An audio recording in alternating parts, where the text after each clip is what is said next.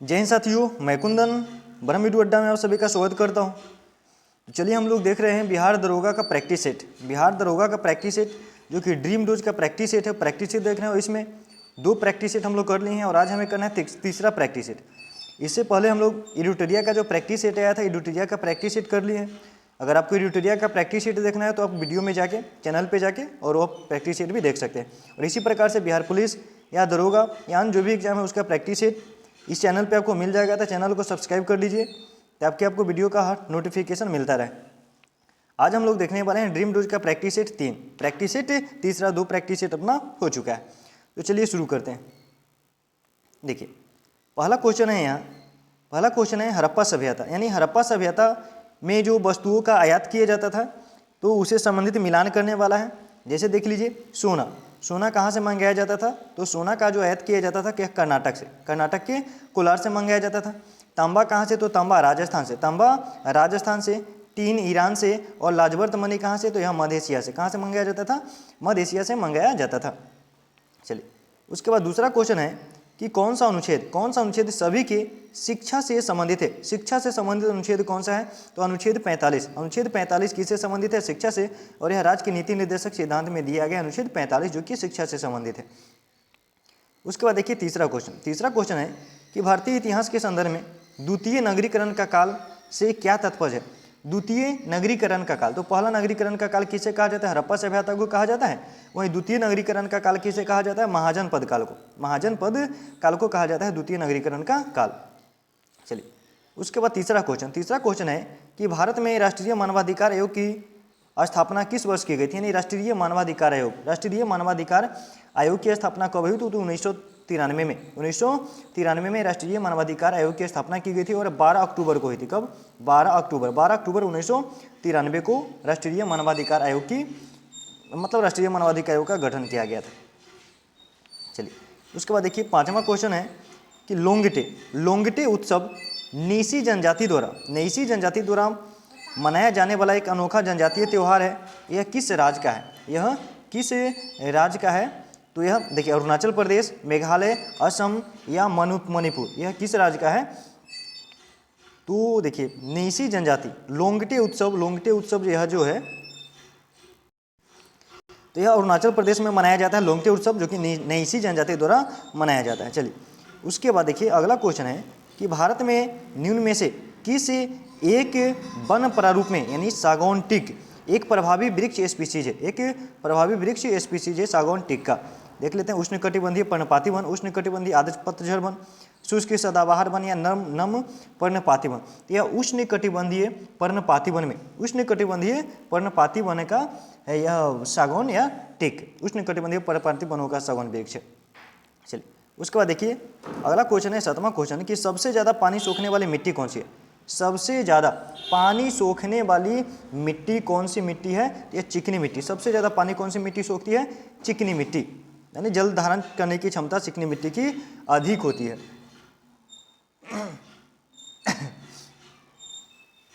उसके बाद देखिए अगला क्वेश्चन है सूची 1 एवं सूची 2 को सुमेलित करने वाला है। शासक वंश एवं राजधानी मिलान करने वाला है। तो यहाँ से हम लोग मिलान कर लेते हैं। जैसे कि पल्लव, तो पल्लव का जो राजधानी, पल्लव वंश का राजधानी कांचीपुरम। पल्लव वंश की राजधानी कहाँ?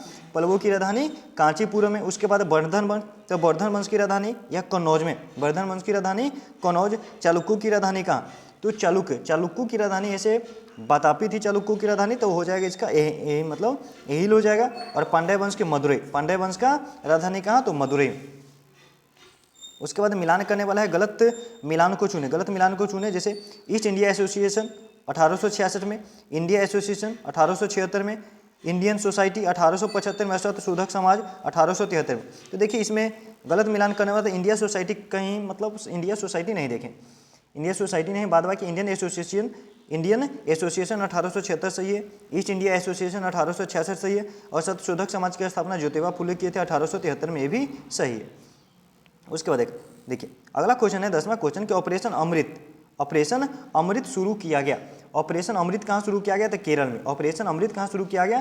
केरल में। केरल के औषधि नियंत्रण विभाग ने एंटीबायोटिक के अत्यधिक उपयोग पर अंकुश लगाने के लिए ऑपरेशन अमृत शुरू किया।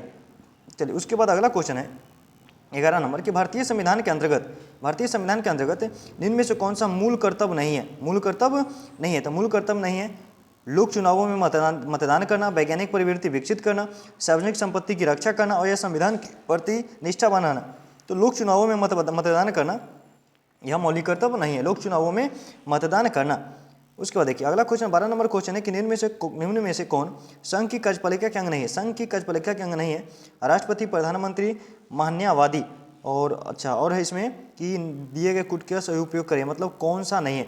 कौन सा नहीं है संघ की कार्यपालिका शक्ति में?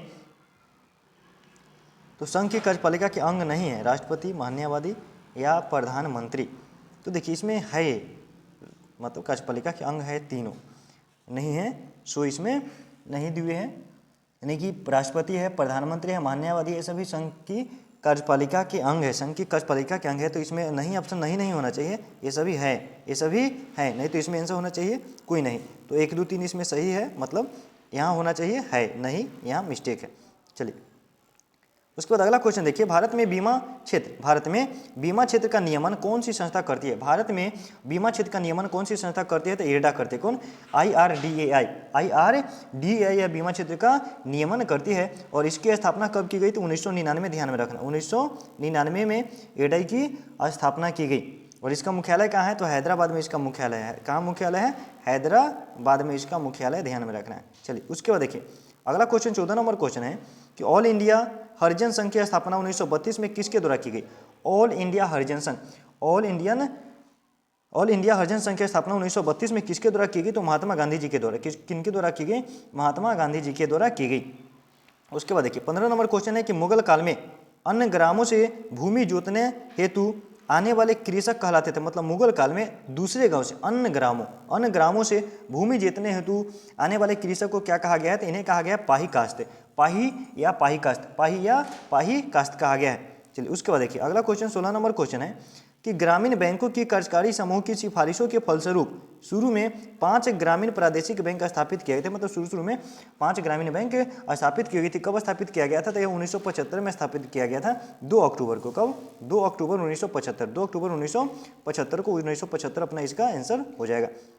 उसके बाद देखिए अगला क्वेश्चन है कि साधारण सूक्ष्मदर्शी में प्रयुक्त लेंस है। साधारण सूक्ष्मदर्शी में प्रयुक्त लेंस कौन सा है? तो यह हो जाएगा अपना उत्तल लेंस। कौन सा लेंस हो जाएगा? साधारण सूक्ष्मदर्शी में कौन सा लेंस प्रयुक्त होता है? तो उत्तल लेंस प्रयुक्त होता है। उसके बाद देखिए 18 नंबर क्वेश्चन है कि बोलोमीटर का उपयोग किसे मापने के लिए किया जाता है? बोलोमीटर का उपयोग किसे मापने के लिए किया जाता है? तो यह विकिरण, विद्युत चुंबकीय विकिरण को मापने के लिए बोलोमीटर का उपयोग किया जाता है, ध्यान में रखना है। उसके बाद देखिए अगला क्वेश्चन उसके बाद है 19 नंबर क्वेश्चन कि एक जेट इंजन किसके संरक्षण सिद्धांत पर कार्य करता है? एक जेट इंजन किसके संरक्षण सिद्धांत पर कार्य करता है? तो रैखिक संवेग के संरक्षण के सिद्धांत पर कार्य करता है जेट इंजन। उसके बाद फिर मिलान करने वाला है, इसमें देख लेते हैं। जैसे देखिए विलियम बेंटिंग, तो विलियम बेंटिंग में हो जाएगा अंग्रेजी शिक्षा पद्धति को लागू करना, विलियम बेंटिंग अंग्रेजी शिक्षा पद्धति को लागू किए थे। चार्ल्स मेटकॉफ प्रेस पर प्रतिबंध, प्रेस पर से प्रतिबंध हटा दिए थे, इसीलिए चार्ल्स मेटकॉफ को भारतीय प्रेस का मुक्तिदाता भी कहा जाता है। तो आगे होगा ऑप्शन इसमें यहाँ, चलिए ठीक है। चार्ल्स मेटकॉफ प्रेस पर से प्रतिबंध हटाना। उसके बाद है रॉबर्ट क्लाइव। तो रॉबर्ट क्लाइव बंगाल में द्वैध शासन लागू किए थे। रॉबर्ट क्लाइव जिसे वारेन हेस्टिंग हटाए थे, तो बंगाल में द्वैध शासन लागू करना रॉबर्ट क्लाइव। और लॉर्ड कर्जन भारतीय पुरातत्व सर्वेक्षण की स्थापना लॉर्ड कर्जन। उसके बाद देखिए कौन सा प्रदूषण ब्लैकफुट रोग का कारण बन सकता है? ब्लैकफुट रोग का कारण बन सकता है तो आर्सेनिक। कौन? आर्सेनिक ब्लैकफुट रोग का कारण बन सकता है आर्सेनिक। देखिए थोड़ा धुंधला है लेकिन हम बोल देते हैं। मनुष्य में विषाक्त नाइट्रोजन युक्त अवशिष्ट और अतिरिक्त पानी का उन्मूलन होता है। मनुष्य में विषाक्त नाइट्रोजन युक्त अवशिष्ट और अतिरिक्त पानी का उन्मूलन होता है किसके द्वारा? तो उत्सर्जन के द्वारा। उसके बाद देखिए कौन सी रक्त कोशिकाएं शरीर की सैनिक कहलाती है? शरीर की सैनिक किसे कहा जाता है? तो WBC श्वेत रक्त कणिकाएं, श्वेत रक्त कोशिकाओं को शरीर का सैनिक कहा जाता है। चलिए उसके बाद देखिए अगला क्वेश्चन है कि निम्न में से किस विटामिन को हार्मोन कहा जाता है? किस विटामिन को हार्मोन कहा जाता है? तो विटामिन डी को। विटामिन डी को क्या कहा जाता है? विटामिन डी को हार्मोन कहा जाता है, विटामिन डी को। विटामिन डी का रासायनिक नाम क्या है? कैल्सीफेरॉल। उसके बाद देखिए 25 नंबर क्वेश्चन है कि निम्न में से किस समूह के जीवों का डूबने से हुई मृत्यु का पता लगाने में महत्व है? डूबने से हुई मृत्यु का पता लगाने में महत्व है तो डाइटम का। किसका? डाइटम। किसका? डाइटम का। अगला क्वेश्चन देखिए 26 नंबर क्वेश्चन है कि निम्न में से कौन विटामिन ए का प्राकृतिक स्रोत नहीं है? विटामिन ए का प्राकृतिक स्रोत नहीं है तो आम है, पपीता है, गाजर है, दूध है। तो दूध अपना आंसर हो जाएगा क्या? दूध। उसके बाद गलत मिलान का चयन करना है। गलत मिलान जैसे पीएम सूर्य घर मुफ्त बिजली योजना, तो पीएम सूर्य घर यानी कि छत पर सौर ऊर्जा को स्थापित करना तथा 1 करोड़ घरों के लिए हर महीने का 300 यूनिट तक बिजली मुफ्त प्रदान करने के लिए सही है। उसके बाद है पीएम प्रणाम योजना। पीएम प्रणाम योजना, तो पीएम प्रणाम योजना में क्या है कि सीनियर सिटीजन को हर महीने डीबीटी के जरिए खाता। देखिए पीएम प्रणाम योजना क्या है? तो पीएम प्रणाम योजना जो है यह रासायनिक उर्वरकों के उपयोग को कम करने के लिए, रासायनिक उर्वरक, यह रासायनिक उर्वरक से संबंधित है, ध्यान में रखना है। पीएम प्रणाम योजना यह रासायनिक उर्वरकों के उपयोग को कम करने से संबंधित, तो अपना आंसर यही हो जाएगा। गलत मिलान में ये है। बाद बाकी पीएम विश्वकर्मा योजना स्किल वाले काम में लगे कारीगरों और शिल्पकारों को सस्ते ब्याज दर पर ऋण मुहैया करना है, पीएम विश्वकर्मा योजना। और मिष्टी योजना क्या है? तो मिष्टी योजना भारत के तटीय प्रदेशों में मिष्टी योजना, तो मैनग्रोव वनों को संरक्षित करने से संबंधित है मिष्टी योजना। उसके बाद देखिए अगला क्वेश्चन 28 नंबर क्वेश्चन है कि बाबा बुदन की पहाड़ी किस राज्य में है? तो बाबा बुदन की पहाड़ी कहाँ है? कर्नाटक में। कहाँ है? कर्नाटक में। उसके बाद देखिए विद्युत ऋणात्मकता का माप है। विद्युत ऋणात्मकता का माप है तो धात्विक गुण। क्या? धात्विक गुण, यानी विद्युत ऋणात्मकता धात्विक गुण का माप है। विद्युत ऋणात्मकता किसी परमाणु द्वारा इलेक्ट्रॉन को अपनी ओर आकर्षित करने की प्रवृत्ति को बताती है। विद्युत ऋणात्मकता जितनी कम होगी इलेक्ट्रॉन खोने की प्रवृत्ति उतना ही ज़्यादा होगी और धात्विक गुण उतना ही ज़्यादा होगा, तो ध्यान में रखना है पॉइंट। उसके बाद देखिए सत्य कथन को चुना है, यानी कि लोकसभा सीटें कहाँ कितना लोकसभा सीटें हैं, और सही कथन चुना है। तो इसमें कर्नाटक में लोकसभा की सीटें 28 है, बिहार में 40, राजस्थान में 25, यानी कौन सा सत्य कथन? तो सभी के सही क्या है? सभी के सभी सही है। उसके बाद देखिए अगला क्वेश्चन है कि 42वें संविधान संशोधन द्वारा किस अनुच्छेद के माध्यम से श्रमिकों की प्रबंधन में भागीदारी सुनिश्चित की गई? श्रमिकों के प्रबंधन में भागीदारी, श्रमिकों के प्रबंधन में भागीदारी, तो अनुच्छेद 43 के, अनुच्छेद 43 के ए। उसके बाद देखिए अगला क्वेश्चन है कि पर्यटन के लिए कश्मीर में जमीन खरीदने वाला भारत का पहला राज्य कौन? यानी पर्यटन के लिए कश्मीर में जमीन खरीदने वाला पहला राज्य कौन? तो महाराष्ट्र। कौन है? महाराष्ट्र है। उसके बाद देखिए 33 नंबर क्वेश्चन है कि भारत की पहली आर्टिफिशियल इंटेलिजेंस आधारित फिल्म, यानी भारत की पहली एआई फिल्म कौन सी है? तो इराह। एआई फिल्म कौन सी है? इराह। उसके बाद देखिए माइक्रोफोन और मोबाइल फोन के स्पीकर के बारे में निम्नलिखित कथनों पर विचार कीजिए। माइक्रोफोन और मोबाइल फोन के स्पीकर के बारे में कथन पर विचार करना है। पहला कथन है कि माइक्रोफोन ध्वनि को यांत्रिक संकेत में परिवर्तित, माइक्रोफोन ध्वनि को यांत्रिक संकेत में परिवर्तित करती है। दूसरा है कि माइक्रोफोन ध्वनि को वैद्युत संकेत में परिवर्तित करती है। तीसरा है कि स्पीकर यांत्रिक संकेत को ध्वनि में परिवर्तित करता है और स्पीकर विद्युत संकेत को ध्वनि में परिवर्तित करता है। तो इसमें होगा कि कौन सा सही है? तो 2 और 4 अपना सही हो जाएगा। 2 और 4 सही है। कौन सा सही है? तो 2 और 4 सही हो जाएगा, डी अपना आंसर हो जाएगा। उसके बाद है तरल धातु। तो तरल धातु में क्या हो जाएगी? तरल धातु में अपना हो जाएगा पारा। पारा तरल धातु है। चलिए अब पारा का गलनांक कितना है? 39 डिग्री सेल्सियस, या कहा जाए तो 38.8 डिग्री सेल्सियस गलनांक। राज्यपाल राजेंद्र विश्वनाथ अर्लेकर द्वारा कुंडलपुर राजकीय महोत्सव का उद्घाटन कहाँ किया गया? कुंडलपुर राजकीय महोत्सव का उद्घाटन कहाँ किया गया? तो नालंदा में। कहाँ किया गया है? नालंदा में किया गया। 37 नंबर क्वेश्चन के निम्नलिखित में से कौन सा एक कथन सही नहीं है? कौन सा एक कथन सही नहीं है? कौन सा एक कथन सही नहीं है? पहला ऑप्शन है कि विद्युत मोटर विद्युत ऊर्जा को यांत्रिक ऊर्जा में बदलती है। विद्युत मोटर विद्युत ऊर्जा को यांत्रिक ऊर्जा में बदलती है, एकदम कथन सही है। दूसरा कथन है कि विद्युत जनित्र विद्युत चुंबकीय प्रेरण के सिद्धांत पर कार्य करता है। ठीक है। उसके बाद है कि धारा वहन करने वाली लंबी वृत्ताकार कुंडली के केंद्र पर चुंबकीय क्षेत्र समानांतर सीधी रेखा में होगा। और उसके बाद है कि हरे रंग के विद्युत रोधन वाली तार, हरे रंग के विद्युत रोधन वाले तार सामान्यतः किसी विद्युत आपूर्ति का विद्युतमय तार होगा, जो कि गलत है। हरे रंग का जो विद्युत रोधन वाला तार होता है वो भू संकर्पित होता है, तथा लाल व काले रंग के जो विद्युत रोधन वाले तार होते हैं क्रम से, वह एक तो लाल वाला विद्युन्मय होता है और काला वाला उदासीन होता है, और हरा रंग का जो होता है वह क्या कहते हैं, भू संकर्पित होता है। हाँ, भूमि अर्थिंग कहिए। चलिए, उसके बाद 38 नंबर क्वेश्चन है कि भारत में किस राज्य में केवलादेव राष्ट्रीय उद्यान है? केवलादेव, तो केवलादेव कहाँ? राजस्थान में। कहाँ है? राजस्थान में।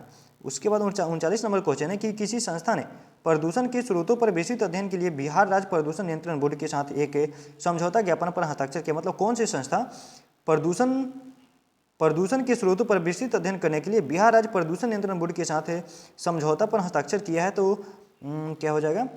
IIT पटना, IIT पटना हो जाएगा इसका आंसर, IIT पटना। चलिए, उसके बाद 40 नंबर क्वेश्चन, 40 नंबर क्वेश्चन है कि 2024 साहित्य का नोबेल पुरस्कार हांगकांग को दिया गया। साहित्य का नोबेल पुरस्कार किनको दिया गया? हांगकांग को। यह कहाँ से संबंधित है, मतलब किस देश से संबंधित है?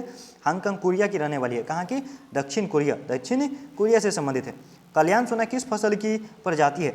कल्याण सोना, कल्याण सोना किसका? गेहूं की प्रजाति है कल्याण सोना, गेहूं की प्रजाति है कल्याण सोना। उसके बाद जफराबादी किस नस्ल की, मतलब किस जानवर की नस्ल है? जफराबादी। तो जफराबादी या बकरी की नहीं, बकरी की नहीं, जमुनापरी बकरी की या जफराबादी भैंस की? जफराबादी किसकी? जफराबादी भैंस की, जफराबादी भैंस की नस्ल। उसके बाद 43 नंबर क्वेश्चन, 43 नंबर क्वेश्चन है कि भारत में स्थानीय सरकार की स्थापना प्रारंभ की गई। स्थानीय सरकार भारत में या स्थानीय स्वशासन का जनक किसे कहा जाता है? तो लॉर्ड रिपन को कहा जाता है, इसीलिए कहा जाता है इनको। स्थानीय सरकार की स्थापना प्रारंभ की गई तो रिपन के द्वारा। उसके बाद 44 नंबर क्वेश्चन है कि एनोडीकरण प्रक्रिया के लिए निम्नलिखित में से कौन सा कथन सही नहीं है? सही नहीं है। एनोडीकरण प्रक्रिया, एनोडीकरण प्रक्रिया के लिए कौन सा कथन सही नहीं है? पहला है कि यह एल्युमिनियम को संक्षारण प्रतिरोधी बनाता है एल्युमिनियम को। उसके बाद है कि एल्युमिनियम, टाइटेनियम और मैग्नीशियम जैसी धातुओं को एनोडीकृत किया जा सकता है। और है कि यह वायुयान उद्योग में प्रयुक्त होता है एल्युमिनियम। और है कि स्वच्छ एल्युमिनियम पदार्थ एनोड पर और ऑक्सीजन गैस कैथोड पर उत्पन्न होता है, जो कि गलत है। ये मत उल्टा कर दीजिए, स्वच्छ एल्युमिनियम कहाँ चला जाएगा? कैथोड पर, और ऑक्सीजन गैस कहाँ चला जाएगा? एनोड पर चला जाएगा।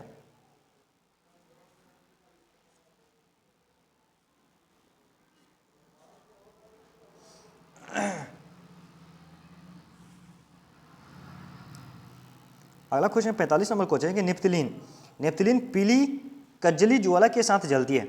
नेप्थिलीन पीली कज्जली ज्वाला के साथ जलता है, इसका कारण क्या है? पीली ज्वाला के साथ जलती है, इसका कारण क्या है? तो इसका कारण हो जाएगा अपूर्ण दहन। इसका कारण क्या होता है? अपूर्ण दहन होता है इसका कारण, अपूर्ण दहन। उसके बाद देखिए अगला क्वेश्चन मैथ से है, तो बना लीजिएगा इसको। उसके बाद 47 नंबर भी देख लीजिए, वीडियो पॉज करके इसको बना लीजिए। उसके बाद देखिए अगला 48 नंबर क्वेश्चन है कि ट्रिप्स बौद्धिक संपदा अधिकारों के व्यापार से संबंधित पक्ष करार का संचालन किसके द्वारा होता है? ट्रिप्स करार का संचालन यह किसके द्वारा होता है? तो WTO, विश्व व्यापार संगठन, वर्ल्ड ट्रेड ऑर्गेनाइजेशन। यानी ट्रिप्स समझौता जो होता है यह बौद्धिक संपदा अधिकारों के संरक्षण और परिवर्तन के लिए न्यूनतम मानक तय करता है। इसमें कॉपीराइट, ट्रेडमार्क, पेटेंट, भौगोलिक संकेत, व्यापार रहस्य, औद्योगिक डिजाइन, एकीकृत सर्किट, लेआउट डिजाइन और अघोषित जानकारी भी इसमें शामिल होता है। उसके बाद देखिए भारत में विशेष आर्थिक क्षेत्र यानी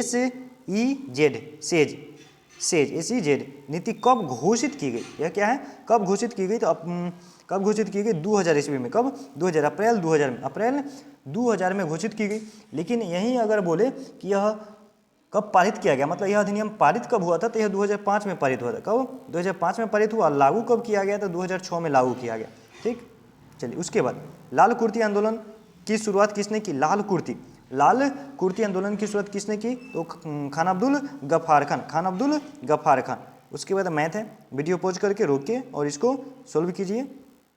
उसके बाद देखिए अगला क्वेश्चन है 52 नंबर क्वेश्चन, उद्योगों के विकास तथा औद्योगिकरण की रणनीति किस योजना के अंतर्गत की गई? उद्योगों के विकास तथा औद्योगिकरण की रणनीति किस योजना के अंतर्गत की गई? किस योजना के अंतर्गत की गई है? तो यह दूसरी पंचवर्षीय योजना। कौन सी? दूसरी पंचवर्षीय योजना के अंतर्गत की गई है। दूसरी पंचवर्षीय योजना कब से कब? तो 1956 से 1961, 1956 से 1961। और यह योजना जो है पीसी महालनोबिस मॉडल का अनुसरण करते हैं। पीसी महालनोबिस मॉडल पर आधारित है और यही योजना जो सार्वजनिक क्षेत्र के विकास और तेजी से औद्योगिकरण पर केंद्रित था। उसके बाद देखिए, यकृत द्वारा स्रावित पित्त के संबंध में निम्नलिखित में से कौन सा कथन सत्य नहीं है? सत्य नहीं है। पित्त के संबंध में सत्य नहीं है। पित्त के संबंध में सत्य नहीं है। पित्त में लिपिडों के पाचन के एंजाइम होते हैं। पित्त में लिपिड की यानी लिपिड के पाचन के एंजाइम होता है, यही गलत हो जाएगा, यही अपना आंसर हो जाएगा। यानी पित्त में लिपिडों के पाचन के एंजाइम नहीं होता है, इसमें एंजाइम नहीं पाए जाते हैं। पित्त वसाओं के पैसीकरण में सहायक होता है। पित्त जो है या वसा के पैसीकरण में सहायक होता है। पित्त अमाशय से आने वाले खाद्य को अम्लीय मतलब खाद्य के अम्लीय पीएच को उदासीन करते हैं। जो अम्लीय होता है उसे या तो क्षारीय होता है पित्त, तो यह उदासीन कर देता है। और पित्त खाद्य के पीएच को क्षारीय करता है और अग्नाशयी एंजाइमों की क्रिया को सुगम बनाता है। चलिए, उसके बाद है कि समान मनुष्य का रक्तदाब 120/80 होता है। ये संख्याएं रक्तदाब को दर्शाती है। यह संख्याएं रक्तदाब को दर्शाती है किस पर? तो यह क्रमशः निलय संकुचन और निलय विश्रांति पर, संकुचन और विश्रांति पर। उसके बाद देखिए, the house was dash river and railway station, मतलब जो घर है वह रिवर और रेलवे स्टेशन के क्या है? तो बीच है। क्या बीच मतलब बिटवीन, क्या हो जाएगा यहाँ बिटवीन हो जाएगा। उसके बाद है किस वाक्य में आपादान कारक है? किस वाक्य में आपादान कारक है? तो हिमालय से गंगा निकलती है, हिमालय से गंगा निकलती है, इसमें आपादान कारक है। उसके बाद है वल्लभ भाई पटेल को सरदार की उपाधि किस आंदोलन के दौरान दी गई? तो बारदौली आंदोलन। कौन सी आंदोलन? बारदौली आंदोलन के दौरान सरदार वल्लभ भाई पटेल को वहाँ की महिलाओं के द्वारा सरदार की उपाधि दी गई थी। उसके बाद तिनकठिया प्रणाली किस पर लागू हुई थी? तिनकठिया। तो तिनकठिया प्रणाली किस पर लागू हुई थी? यह किसानों पर लागू हुई थी तिनकठिया प्रणाली। चलिए, उसके बाद अगला क्वेश्चन है कि दिसंबर 1929 में किस नदी के तट पर नेहरू जी के द्वारा तिरंगा फहराया गया था? मतलब कौन सी नदी के तट पर नेहरू जी तिरंगा फहराए थे 1929 में? तो रावी नदी के तट पर। कौन सी नदी के तट पर? रावी नदी के तट पर। 7 नंबर क्वेश्चन है कि जर्मन राइन राज्य का निर्माण किसने किया? जर्मन राइन राज्य का निर्माण किसने किया? तो नेपोलियन बोनापार्ट। किसने? Napoleon Bonaparte. उसके बाद है रक्त एवं लौह की नीति का अवलंबन किसने किया? यानी रक्त एवं लौह की नीति का अवलंबन यानी कि किसने पालन किया था? तो बिस्मार्क। किसने किया था? बिस्मार्क ने किया था। उसके बाद मिलान करने वाला है, यानी अंडमान निकोबार की जो चोटियां हैं वो चोटियां मिलान करने वाला है, जैसे सैडल पीक यानी कि सैडल चोटी। तो यह सैडल पीक जो है, सैडल पीक यह उत्तरी अंडमान का सैडल पीक उत्तरी अंडमान की सर्वोच्च चोटी। उसके बाद माउंट डिओवाली, तो माउंट डिओवाली मध्य अंडमान, माउंट डिओवाली मध्य अंडमान का। माउंट कोयोबो तो दक्षिणी अंडमान के, माउंट कोयोबो दक्षिणी अंडमान का। और माउंट थुलियर ग्रेट निकोबार का, माउंट थुलियर ग्रेट निकोबार का। मतलब इसमें सभी मिलान क्या है? सही है। सैडल पीक उत्तरी अंडमान का, माउंट डिओवाली मध्य अंडमान का, माउंट कोयोबो दक्षिणी अंडमान का और माउंट थुलियर ग्रेट निकोबार का। उसके बाद देखिए, निम्न कथनों पर विचार कीजिए। निम्न कथनों पर विचार कीजिए कि पहला कथन है कि एक अपवाह द्रोणी को दूसरे से अलग करने वाली सीमा को जल संभर कहते हैं। बड़ी नदियों के जलग्रहण क्षेत्र को नदी द्रोणी, जबकि छोटी नदियों व नालों द्वारा अपवाही क्षेत्र को जल संभर कहा जाता है। क्या है इसमें? सत्य कथन को चुने। तो दोनों कथन सत्य है, 1 और 2 दोनों कथन क्या है? दोनों कथन सत्य है। उसके बाद देखिए, बिहार राज्य का सबसे गर्म जिला कौन सा है? तो बिहार राज्य का सबसे गर्म जिला गया। बिहार राज्य का सबसे गर्म जिला कौन? गया। उसके बाद है कि 52 कार्डों के एक अच्छी तरह से फेंटे गए डेक से फेस कार्ड प्राप्त करना है। तो फेस कार्ड प्राप्त करना है, तो फेस कार्ड कितने होते हैं? 12 होते हैं फेस कार्ड। टोटल कितना है? टोटल 52 है, तो 12 फेस कार्ड, तो 13 चौका 4 से हो जाएगा, 13 चौका 52 ना, 4 से 4 12 यानी कि 3/13 हो जाएगा, 3/13। उसके बाद देखिए, मंदार पर्वत बिहार के किस स्थान पर है? मंदार पर्वत बांका में। मंदार पर्वत कहाँ है? मंदार पर्वत यह बांका में पड़ता है, मंदार पर्वत। उसके बाद देखिए, 67 नंबर क्वेश्चन है कि दक्षिण भारत की सबसे लंबी नदी गोदावरी की लंबाई कितनी है? दक्षिण भारत की सबसे लंबी नदी गोदावरी की लंबाई कितनी है? तो 1465। उसके बाद बैलाडीला की लौह अयस्क की खान किस राज्य में? बैलाडीला कहाँ है? तो बैलाडीला छत्तीसगढ़ में। बैलाडीला कहाँ है? बैलाडीला छत्तीसगढ़ में पड़ता है बैलाडीला। उसके बाद है कि प्रीतिजकर पुरस्कार 2024 का संबंध किस है? प्रीतिजकर अवार्ड की मतलब अवार्ड का संबंध किसे? तो यह वास्तुकला के क्षेत्र में दिया जाता है। प्रीतिजकर अवार्ड किस क्षेत्र में दिया जाता है? वास्तुकला के क्षेत्र में दिया जाता है। उसके बाद देखिए, जलधारा और प्रकृति मतलब मिलान करने वाला कि कौन सी जलधारा कैसी है? कौन सी जलधारा, और इसमें है कि कौन सा सही सुमेलित है, कौन सा सही सुमेलित है। जैसे अकोष्ठक जलधारा, अकोष्ठक, तो अकोष्ठक यह गर्म नहीं बल्कि यह ठंडी है। अकोष्ठक कैसी है, यह ठंडी है अकोष्ठक। उसके बाद है पूर्व ऑस्ट्रेलिया धारा, पूर्व ऑस्ट्रेलिया की धारा यह गर्म जलधारा है। सोमाली, सोमाली, सोमाली ठंडी है। सोमाली कैसी है, सोमाली ठंडी है। और रेनेल, रेनेल भी ठंडी है। रेनेल भी कैसी है, ठंडी है। मतलब 2 और 3 सही है। रेनेल कैसी है, रेनेल, रेनेल जलधारा ठंडी है, रेनेल ठंडी, सोमाली ठंडी, रेनेल सोमाली ठंडी, पूर्व ऑस्ट्रेलिया धारा गर्म और अकोष्ठक धारा गर्म। चलिए उसके बाद अगला क्वेश्चन देखते हैं। अगला क्वेश्चन है कि ग्रेनाइट, ग्रेवो और बेसाल्ट किस प्रकार की चट्टान है। ग्रेनाइट, ग्रेवो और बेसाल्ट किस प्रकार की चट्टान है। तो यह ग्रेनाइट किस प्रकार की चट्टान है, तो आग्नेय चट्टान। किस प्रकार की चट्टान है, आग्नेय चट्टान। उसके बाद देखिए पटना उच्च न्यायालय की स्थापना कब हुई। पटना उच्च न्यायालय की स्थापना 1916 में। पटना उच्च न्यायालय की स्थापना कब हुई, 1916 में हुई है। 3 फरवरी 1916 को, डेट भी ध्यान में रखना है, 3 फरवरी 1916, 3 फरवरी 1916 को पटना उच्च न्यायालय की स्थापना हुई। चलिए उसके बाद देखिए अगला क्वेश्चन है कि संघाई सहयोग संगठन में अगस्त 2024 तक कितने सम्मिलित सदस्य, SCO संघाई सहयोग संगठन में थे कितने, 10 सदस्य। कितने, 10। 10वां सदस्य कौन, तो बेलारूस। कौन, बेलारूस, ध्यान में रखना है।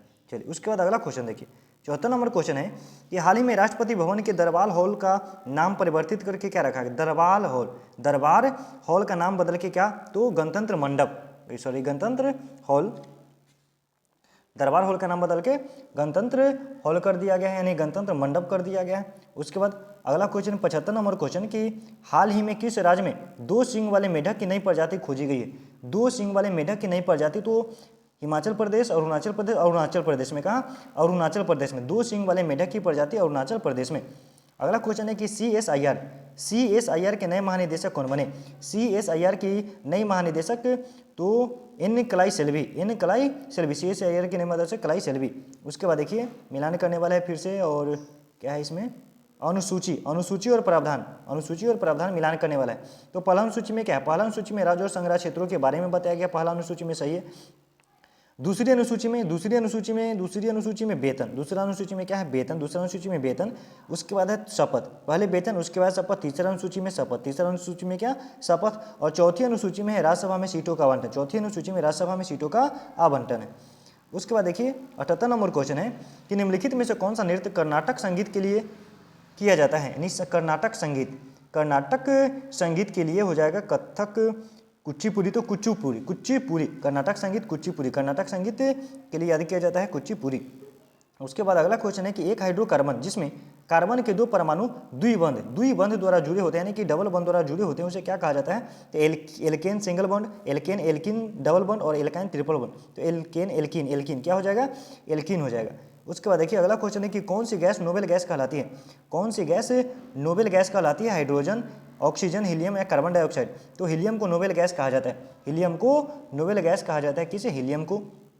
उसके बाद अगला क्वेश्चन 81 नंबर क्वेश्चन है कि निम्नलिखित में से कौन ठंडे जल के साथ बिल्कुल अभिक्रिया नहीं करता है। ठंडे जल के साथ बिल्कुल अभिक्रिया नहीं करता है, तो बर्फ, शीशा, मैग्नीशियम, एल्यूमिनियम। तो मैग्नीशियम, कौन, मैग्नीशियम ठंडे जल के साथ बिल्कुल भी अभिक्रिया नहीं करती है, मैग्नीशियम। उसके बाद अगला क्वेश्चन है कि SCO संघाई सहयोग संगठन की 2025 की बैठक किस देश में प्रस्तावित है। SCO की 2025 में बैठक कहाँ, तो यह चीन में हो, कहाँ होगी, यह चीन में होगी। SCO की 2025 बैठक चीन, और इसका मुख्यालय भी, संघाई सहयोग संगठन का मुख्यालय कहाँ है, चीन के बीजिंग में। उसके बाद अगला क्वेश्चन देखिए, अगला क्वेश्चन है कि 18वीं लोकसभा चुनाव में कांग्रेस को कितनी सीटें प्राप्त हुई। लोकसभा चुनाव में कांग्रेस को कितनी सीटें, तो 99 सीटें, कांग्रेस को 99 सीटें। भाजपा को कितना था, भाजपा को 240 और कांग्रेस को 99। उसके बाद देखिए निम्नलिखित में से किस त्यौहार में लाहौल स्पीति के मठों में शैतान नृत्य किया जाता है। लाहौल स्पीति, तो लाहौल स्पीति के मठों में शैतान नृत्य किया जाता है, तो यह लोसार में, कहाँ, लोसार में।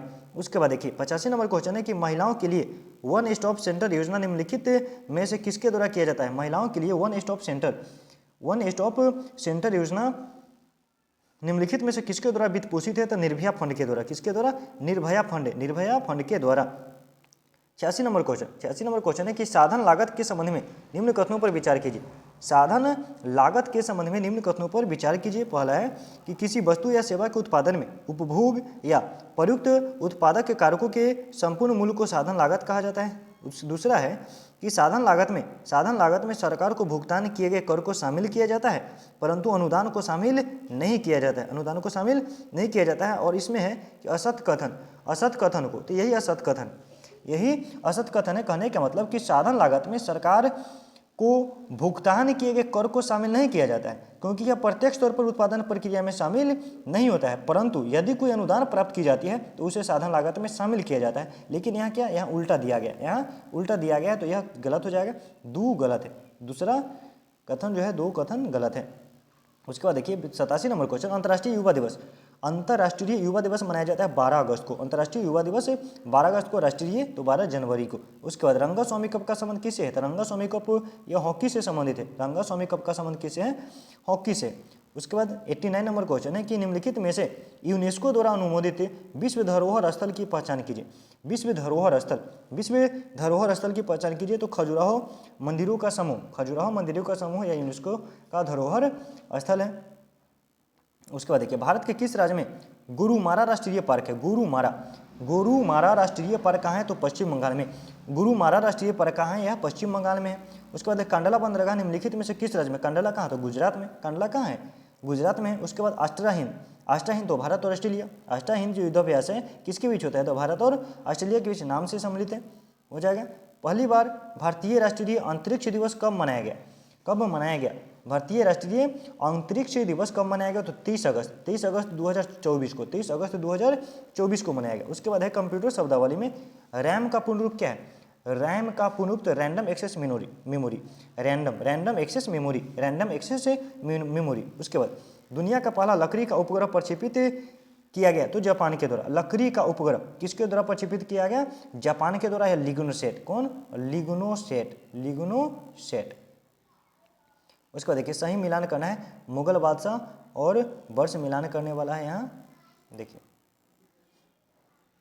मिलान कर लेते हैं। जैसे अहमद शाह, तो अहमद शाह हो जाएगा 1748 से 54, अहमद शाह 1748 से 54। आलमगीर द्वितीय 1754 से 59, आलमगीर द्वितीय 1754 से 59। फारुखशियर 1717 वाले बात याद होगी, तो 1713 से 19 हो जाएगा। और शाह आलम द्वितीय 1759 से 1806, शाह आलम द्वितीय। उसके बाद निम्नलिखित में से बिहार के प्रथम राज्यपाल कौन थे, तो sir James David Shipton Bihar के प्रथम राज्यपाल, सर जेम्स डेविड शिप्टन। उसके बाद जवाहरलाल नेहरू रोड सिक्किम का नाम बदल के क्या कर दिया गया था, नरेंद्र मोदी मार्ग कर दिया गया। क्या कर दिया गया, नरेंद्र मोदी मार्ग। उसके बाद देखिए जीरा फूल चावल को किस राज्य का जीआई टैग दिया गया, जीरा फूल चावल कहाँ, छत्तीसगढ़ की। जीरा फूल चावल कहाँ की, तो छत्तीसगढ़ की। उसके बाद देखिए पूर्वी तटीय रेलवे का मुख्यालय कहाँ है, पूर्वी तटीय रेलवे का मुख्यालय कहाँ, तो भुवनेश्वर। पूर्वी तटीय रेलवे का मुख्यालय कहाँ, भुवनेश्वर। तो 100 क्वेश्चन अपना हुआ समाप्त। तो चलिए 3 नंबर सेट भी अपना समाप्त होता है, तो 3 नंबर सेट समाप्त हुआ। इसी प्रकार से पूरा सेट कंप्लीट करेंगे। चैनल को सब्सक्राइब कर दीजिए ताकि वीडियो का नोटिफिकेशन आपको मिलता रहे। और हर एग्जाम की तैयारी, बिहार दरोगा हो, बिहार पुलिस हो, बिहार एसएससी हो, हर एग्जाम की तैयारी यानी हर एग्जाम का प्रैक्टिस सेट आपको इस चैनल पे मिल जाएगा। तो चैनल को सब्सक्राइब कर लीजिए और हंसते रहिए, मुस्कुराते रहिए और अपनी तैयारी में जी जान लगा दीजिए, लगे रहिए। चलिए तो वीडियो देखने के लिए आप सभी का बहुत बहुत धन्यवाद। जय हिंद,